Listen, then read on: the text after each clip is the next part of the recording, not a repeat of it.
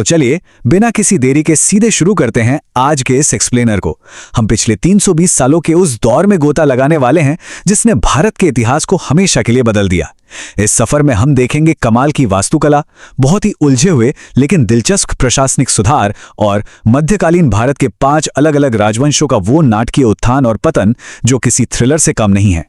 अगर हम 1206 से शुरू करें तो ये टाइमलाइन हमें बहुत ही साफ तौर पर दिखाती है कि कैसे सत्ता एक पेंडुलम की तरह झूलती रही। गुलाम वंश से शुरुआत होकर खिलजी, तुगलक, सैयद और आखिरकार लोदी वंश तक, ये वो 5 अलग अलग युग थे जिन्होंने भारतीय उपमहाद्वीप को पूरी तरह से आकार दिया। आगे बढ़ने से पहले जल्दी से देख लेते हैं कि हम इस विशाल इतिहास को कैसे कवर करेंगे। हमने इसे 5 आसान हिस्सों में बांटा है। गुलाम वंश की नींव, खिलजियों का विस्तार, तुगलकों के वो महत्वाकांक्षी प्रयोग, सैयद और लोदी का आखिरी दौर और अंत में उनका मजबूत प्रशासनिक ढांचा। तो अध्याय 1, गुलाम वंश और सल्तनत की नींव। इस युग की शुरुआत होती है सैन्य गुलामों से। जी हां, कुतुबुद्दीन ऐबक जैसे सेनापतियों ने सत्ता अपने हाथ में ली और कुतुब मीनार और 2.5 दिन का झोंपड़ा जैसी ऐतिहासिक इमारतें बनवानी शुरू की। वैसे ऐबक इतना दरियादिल था कि लोग उसे प्यार से लाख बख्श यानी लाखों का दान देने वाला बुलाते थे। अब अगर सच कहूं तो इल्तुतमिश को ही इस साम्राज्य का असली संस्थापक माना जाता है और इसका सबसे बड़ा कारण था दल चालीसा। सोचिए, ये 40 भरोसेमंद तुर्क अमीरों का एक ऐसा विशिष्ट समूह था जो आज के किसी बोर्ड ऑफ डायरेक्टर्स की तरह काम करता था। इसी समूह ने सल्तनत को वो प्रशासनिक मजबूती दी जिसकी उसे सख्त जरूरत थी। इसी दौरान इल्तुतमिश ने चांदी का टंका और तांबे का जीतल जैसे सिक्के भी चलाए। अब इस दौर की सबसे दिलचस्प कहानी है रजिया सुल्तान की। इतिहासकार मिनहाज सिराज का ये कोट देखिए कि रजिया का औरत होना ही उसकी नाकामी का इकलौता कारण था। रजिया ने उस वक्त के सारे नियम तोड़ दिए थे। वो बिना पर्दे के खुले दरबार में मर्दों की तरह कुबा और कुलाह पहनकर राज करती थी। लेकिन यही बात उन तुर्क अमीरों को बिल्कुल हजम नहीं हुई और अंततः उन्होंने विद्रोह करके उसे गद्दी से हटा दिया। इसी दौर में हमें विचारधाराओं का एक बहुत गहरा विरोधाभास भी देखने को मिलता है। एक तरफ गयासुद्दीन बलबन था जिसकी रक्त और लोह यानी ब्लड एंड आयरन की बेहद क्रूर नीति थी। उसने खुद को ईश्वर की परछाई बताया और सिजदा जैसी कठोर प्रथाएं लागू की। वहीं दूसरी ओर जलालुद्दीन खिलजी जैसे शासक भी हुए जिनका नजरिया इसके बिल्कुल उलट, काफी शांतिवादी और उदार था। और यही से हम पहुंचते हैं अपने दूसरे अध्याय पर, खिलजी वंश, विस्तार और बाजार सुधार।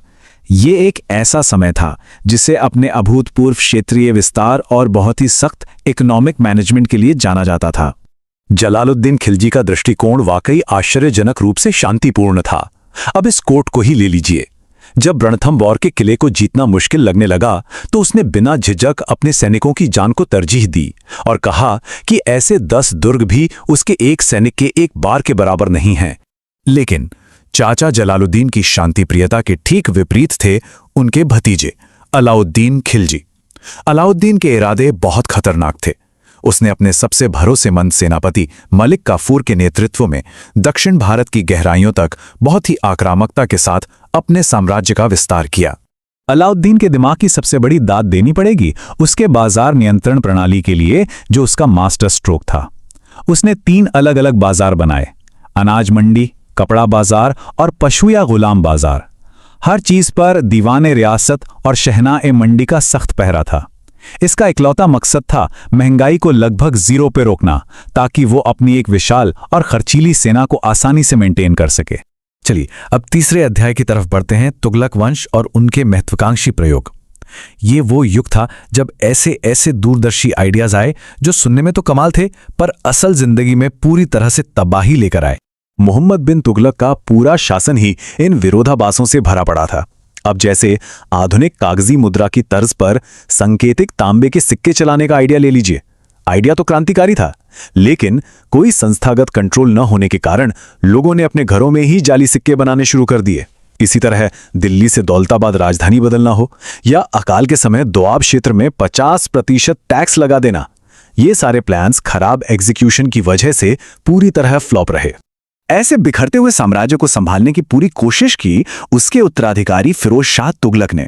उसने डैमेज कंट्रोल करते हुए खेती के लिए बड़ी बड़ी नहरों का जाल बिछाया, टैक्स को घटाकर केवल 4 मुख्य इस्लामी करों तक सीमित कर दिया और दासों के लिए दीवाने बंदगान नाम का एक अलग विभाग बनाया।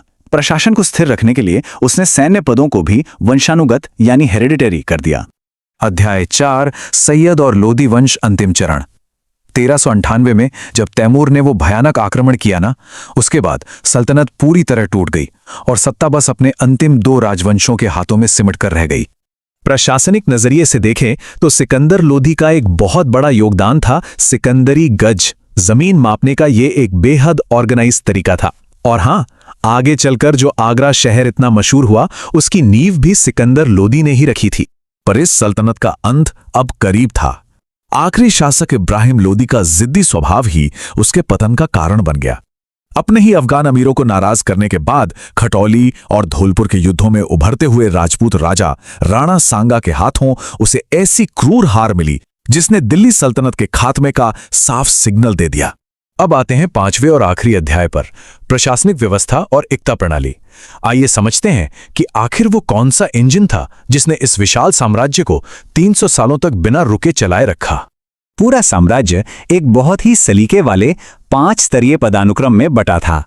पावर का फ्लो सबसे ऊपर बैठे निरंकुश सुल्तान से शुरू होता था, फिर इक्ता यानी प्रांत, उसके नीचे शिक यानी जिले, फिर परगना और अंततः कृषि प्रधान गांवों तक जाता था, जहां मुखिया और पटवारी जमीनी स्तर पर सारा काम संभालते थे। इस इक्तादारी प्रणाली का सबसे दिलचस्प पहलू यह है कि ये अधिकारी वास्तव में जमीनों के मालिक नहीं थे।